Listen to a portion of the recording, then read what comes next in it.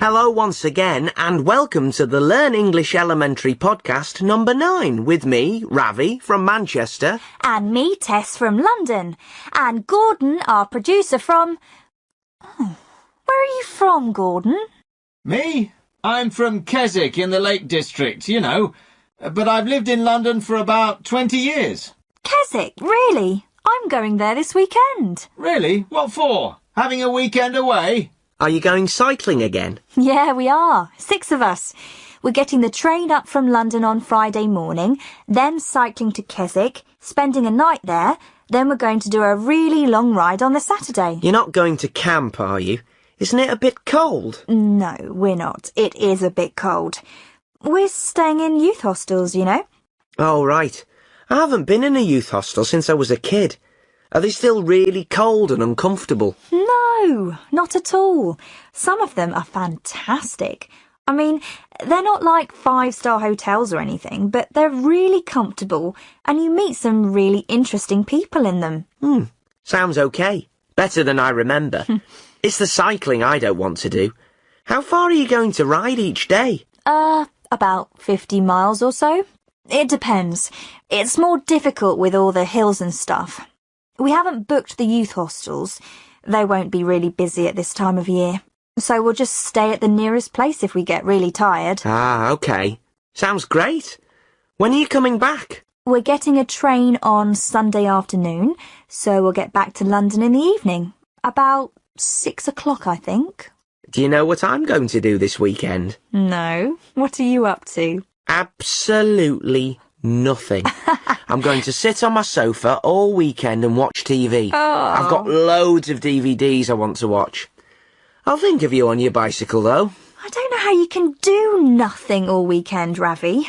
I'd get so bored. I know. I'm going to start going to the gym soon, honest. I can never find the time. Yeah.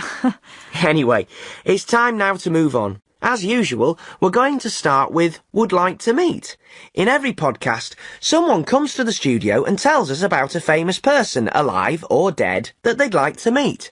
We've got Sean here with us today, so let's start by finding out something about you. Well, my name's Sean, I'm 17 and I'm from Brighton. That's where my mum and dad live. I go down there a lot. Great place. Yeah, it's good. There's plenty to do, good shops. I'd rather live in London, though. I bet if you lived in London, you'd want to go back to Brighton. Get some fresh air, see the sea. Maybe, but then I could visit my mum and dad, like you do, Ravi. Well, that's true. Yeah, live in London, have family in Brighton. Perfect, really. And who are you going to talk about today, Sean? Who's the famous person you'd like to meet? Matt Groening. The Simpsons guy? The Simpsons guy? I always thought it was pronounced groaning. Well, I did too, for a long time. But no, it isn't. It rhymes with raining. Matt Groening. OK, that's the name sorted out. Tell us a bit about him, Sean. Well, as you know, he's the guy who created The Simpsons, which is probably the best show on TV anywhere in the world, ever. And a great film too. You're a fan then? Ever since I can remember. And I just think that the man who created something so brilliant must be a really funny guy. To be honest, I don't know much about him as a person. I know he's really old. He must be 50 or something, at least. I'm not sure 50 is really old, Sean. My mother wouldn't be very happy to hear that. Well, you know, whatever. He's older than my dad anyway. That's why I'd like to meet him. He must be really funny and really smart, but he's old. What else do I know? And I know he's got kids. 2 kids called Abraham and Homer. Oh, he called his son Homer after Homer Simpson. Well, maybe not. Homer was his dad's name too. He got all the names from his own family. His mum and dad were Homer and Margaret, Marge for short, and his little sisters are Lisa and Maggie. Bart was going to be called Matt at first, but then he changed his mind. But I read somewhere that the character of Bart Simpson was based on his older brother. I guess I'd like to meet him too. When did the show start? In the 1980s. I'm not sure of the year, but it's about 20 years old. But the characters never get any older. I like that. Oh, and another thing I've just remembered. Doll. You know, Homer Simpson's famous doll is now in the Oxford English Dictionary. I think that's pretty amazing. And I can't remember anything else. Doll! Don't worry about it. That was really interesting. Thanks, Sean. Another good one there. Ravi, I don't know I haven't asked you this before. Who would you like to meet? Who would you talk about if you were our guest on the podcast? That's a tough one. There's so many. Matt Groening's a good one. I'd love to meet him. Peter Jackson, who directed the Lord of the Rings films. He'd be really interesting. J.K. Rowling, who wrote the Harry Potter books. Yeah, maybe her. She seems quite an interesting character. Yeah, I'd like to meet her too. And remember, listeners, that we're always interested to hear about people that you'd like to meet. Or even cartoon characters. That's a good one. Which cartoon character would you like to meet and why? Brilliant idea. So, send your thoughts to us at learnenglishpodcast@britishcouncil.org. That's Learn English Podcast, all one word, at British Council, all one word, .org. That's O-R-G. Right. Shall we meet the players for our quiz today then? We have a little quiz now with two of our listeners.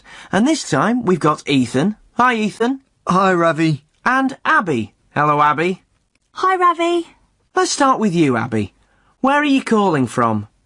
From Margate. Ah, at the seaside. Is it sunny down there today? It is. It's lovely and warm today. And what do you do, Abby? I've just left school. I don't know what I'm going to do now. Well, good luck with what you decide to do, and good luck with today's quiz. Now, Ethan. Hi, Ravi. Where are you from, Ethan? South London. OK. Well, I know that it's sunny here in London too. What do you do, Ethan? Nothing at the moment, Ravi. I finished school last year and I'm going to university in a couple of months' time. I've had a gap year and done some travelling. Ah, fantastic. Where have you been? I went to South America for 4 months. Brilliant. Did you have a good time? Unbelievable. It was so cool. Right. Today's quiz is another 10-second quiz, OK? I'm going to give you a topic and you've got 10 seconds to think of as many things as you can. So, let's say I say things that you play. You have to think of as many things as you can. You might say football, the piano, volleyball, you know, all things that you play. The winner is the person who gets the most in 10 seconds, OK? OK. OK then. You've got 10 seconds to write down things that you make. I'll give you one to start with. Make the bed. Go on then. 10 seconds, things that you make. Go.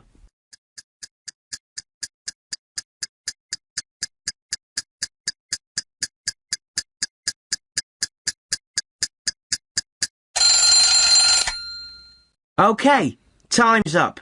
How many, Abby? 5. OK. How about you, Ethan? 6, Ravi. OK then. Let's hear your 6, Ethan. Make a decision, make a mistake, make a mess, make friends, make progress, and make an appointment. Yep, that's 6. Well done. It's not easy when the clock's ticking. So, you win the book token, Ethan. We'll send that to you soon. And bad luck to you, Abby, but thank you for playing. And remember, everyone, that if you've got a brilliant idea for a game we can play, then you can send it to us at learnenglishpodcast@britishcouncil.org. Now, though, it's time for Our Person In, the part of the podcast when we hear from different people around the world telling us something interesting about where they live. This time round, Bridget Keenan is Our Woman in India.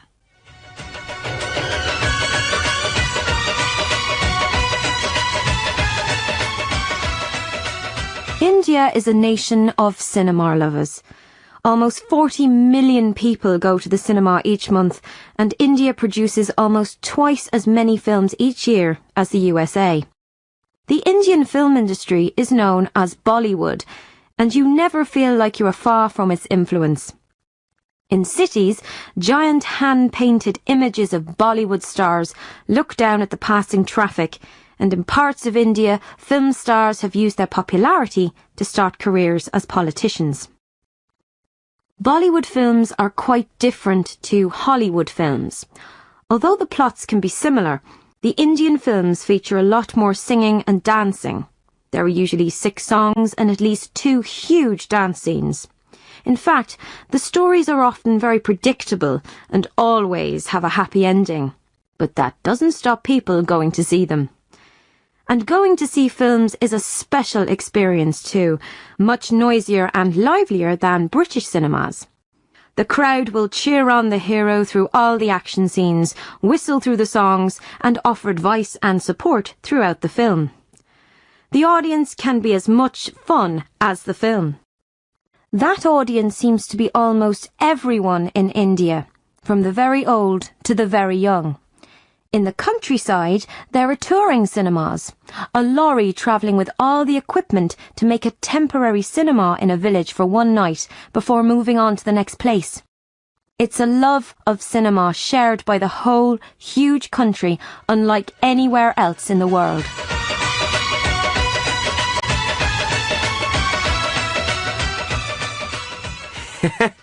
That brings back some memories.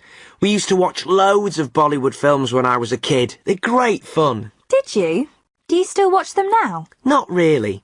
If I'm at my mum and dad's, I might. My mum still watches them quite a lot. I've never seen a Bollywood film. They sound very different. I'll lend you a DVD. I'll give you the address again if you'd like to tell us something about going to the cinema in your country. It's learnenglishpodcast@britishcouncil.org. And that takes us into Your Turn, the part of the show where we ask you what you think. I told you earlier that I'm going away for the weekend cycling. That's a perfect holiday for me. And that's what we asked people for Your Turn. What's your perfect holiday? Let's hear what they said. Oh, what a lovely idea. I love holidays. The beach for me. Sitting in the sun with a cold drink, doing absolutely nothing. That would be perfect. Ugh, my next holiday seems ages away. I just get really bored sitting on a beach all day, with all that sand getting everywhere. I'd rather be in the countryside, or just somewhere where there aren't any crowds. And the beach is always so crowded. What I really like about a holiday is when I don't have any plan, you know? I like travelling about, and if I like somewhere, I stay there for a few days. And if I don't, I just get on a train and go somewhere different. That's what I really like.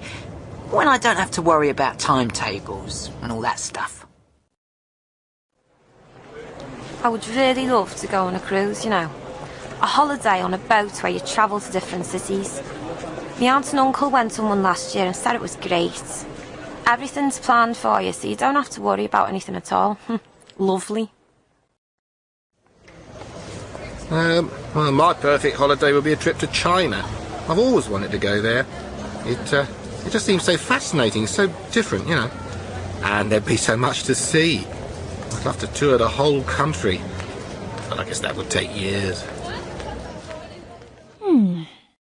Ravi, your perfect holiday?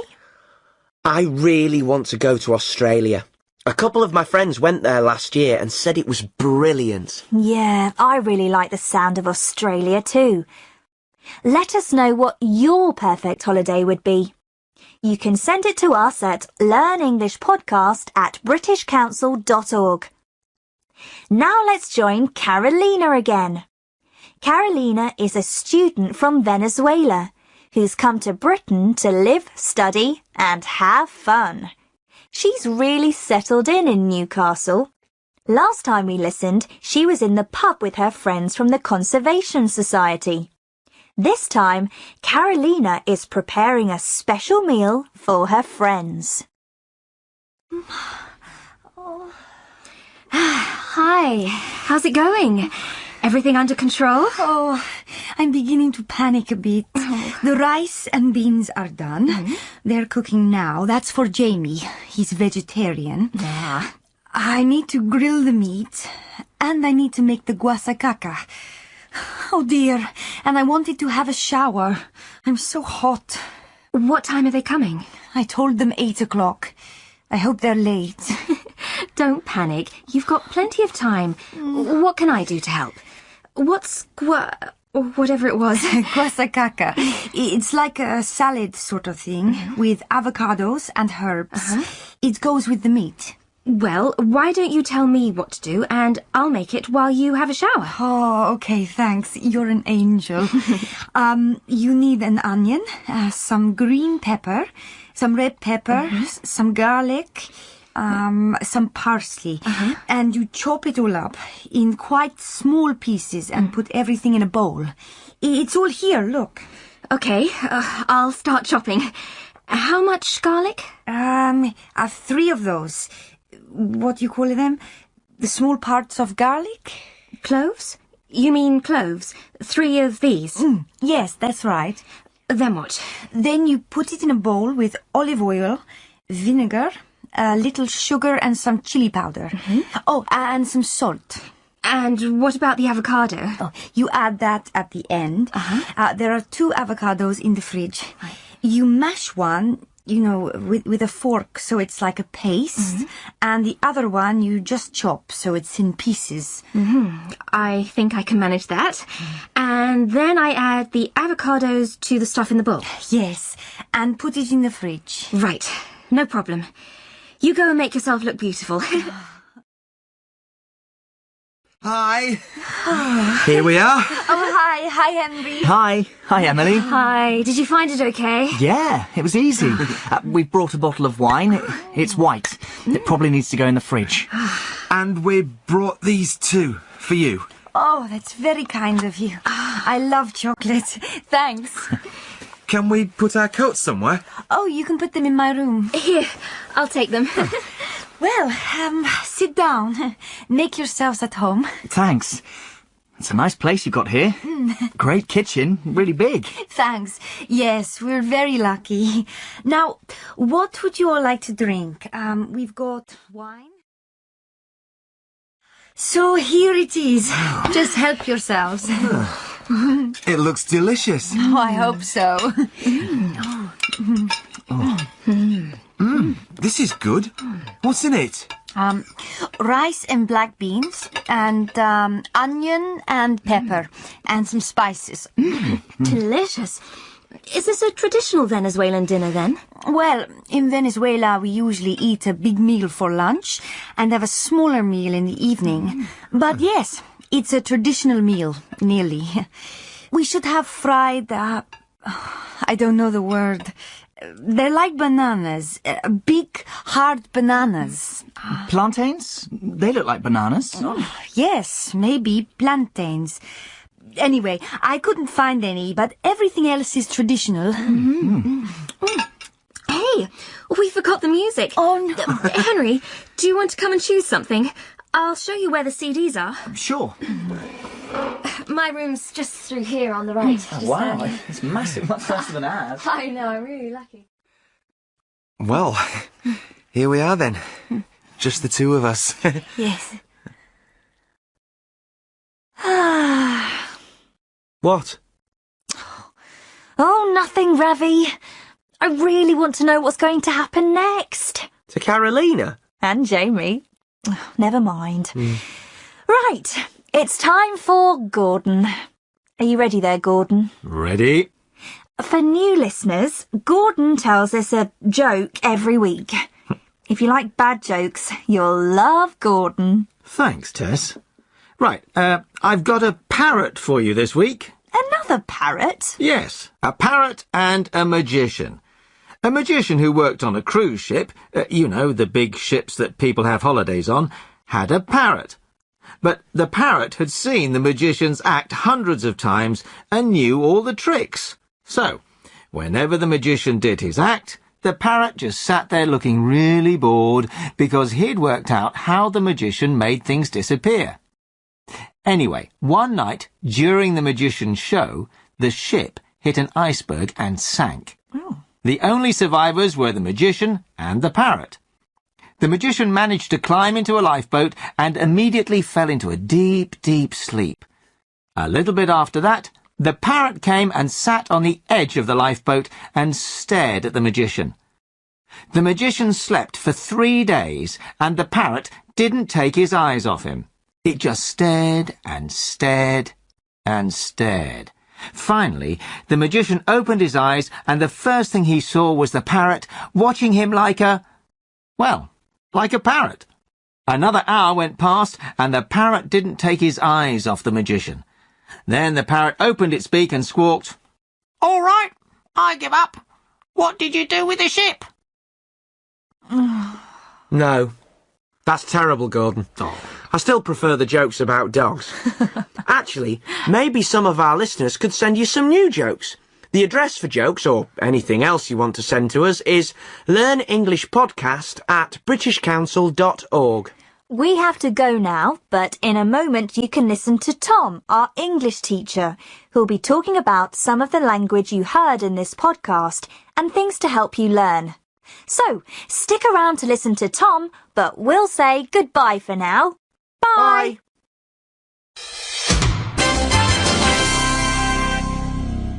You are listening to a Learn English elementary recording from the British Council.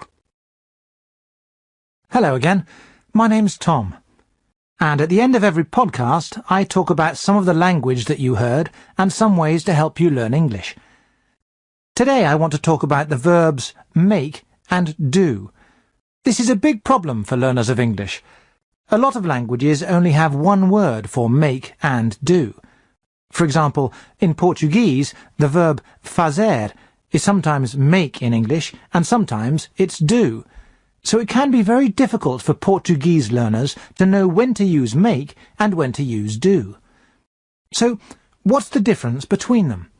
Well, it isn't an easy question to answer. Most of the time, there isn't really any difference in meaning at all. It's just that in some phrases we use make, and in other phrases we use do. Some grammar books tell you that we use make when we are creating something that we can touch. This is sometimes true. Listen to Carolina talking about the guasacaca. Which verb does she use? I need to grill the meat, and I need to make the guasacaca. Oh dear, and I wanted to have a shower. I'm so hot. She says, I need to make the guasacaca. We often use make when we're talking about food, dishes that we've created from other things. We don't make meat. That comes from an animal already made. We just cook it. Now listen to Emily offering to help with the guasacaca. Well, why don't you tell me what to do and I'll make it while you have a shower? Emily uses make too. She's going to make the guasacaca for Carolina. So try to remember this use of make with food. You can say to your friend, this soup is delicious. You must tell me how to make it. Or, this cake is very good. Did you make it yourself? But there are lots of other phrases with make. The quiz in this podcast was about things that you can make. Listen to the last part. OK then, let's hear your 6, Ethan. Make a decision, make a mistake, make a mess, make friends, make progress, and make an appointment. Ethan gives 6 examples of phrases with make. You make the bed when you get up in the morning. You can make an important decision. You can make a mistake. Not do. We don't say do a mistake. You can make a mess. If you drop things all over the floor, for example. You can make friends, just like Carolina has in Newcastle. And you can make an appointment to see the doctor or the dentist. We always use make in these phrases. There's no reason for using make. It isn't because of the meaning of the phrases, it's just what we say. It's a good idea to keep a page in your notebook for phrases with make and do, and try to learn them. Start with the ones from this podcast, and then add to them when you find more. Here are 2 phrases with do that you can add too. We say, do your homework. Do, not make. Say, I'm sorry, I didn't do the homework to your teacher. And we also say, do an exam, or do a test, never make. OK, now for something different. I noticed a phrase in this podcast that might be useful for you to understand. Listen to Ravi talking to Ethan in the quiz. What did Ethan do after he left school? What do you do, Ethan? Nothing at the moment, Ravi. I finished school last year and I'm going to university in a couple of months' time. I've had a gap year and done some travelling. Ethan had a gap year after he finished school. It means that he didn't start university immediately after he finished school. He waited for a year. Lots of British students have gap years. Sometimes they work for a few months to get some money, and then they go travelling to see the world. Sometimes they go and do voluntary work for a year. The universities are usually very happy about this. They think it gives the students experience of the real world before they start studying hard again. So now you know what a gap year is, if you hear anyone say it. Now I want you to listen to Carolina again.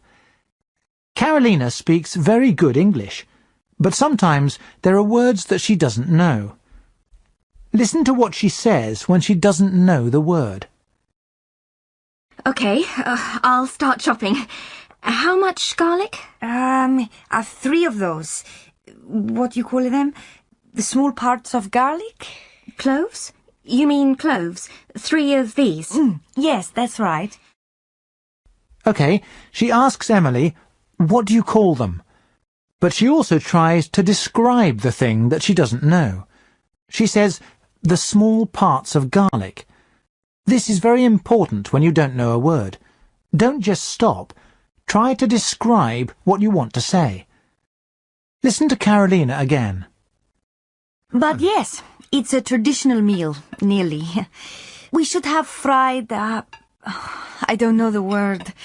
They're like bananas, big, hard bananas. Plantains? They look like bananas. Yes, maybe plantains. She doesn't know the word plantains, so she says, they're like bananas, big, hard bananas. And Henry understands what she wants to say.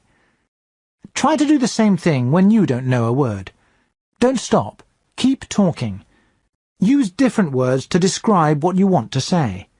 People will understand and give you the word that you need. Before I go, as usual, I want to give you a useful phrase from the podcast, a phrase for you to use.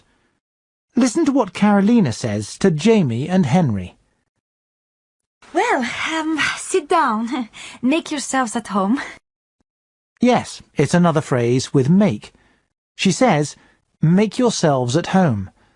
She wants them to be relaxed and comfortable, as if they were in their own homes. Yourselves is plural. Carolina is speaking to 2 people.